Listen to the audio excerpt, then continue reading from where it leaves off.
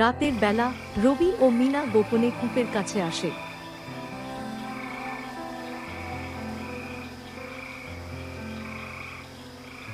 রবি কূপের ভিতর থেকে একটু পানি তুলে নেয়।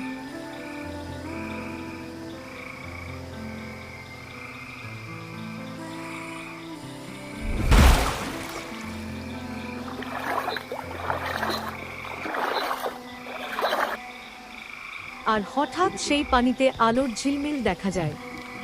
একটা রহস্যময় সত্তা গম্ভীর কণ্ঠে কূপের ভিতর থেকে বলে ওঠে, কে কে তোমরা? তোমরা এই কূপের রহস্য জানার জন্য প্রস্তুত নও, কিন্তু যদি সাহস থাকে তবে দেখা করো আমার সাথে পূর্ণিমার রাতে।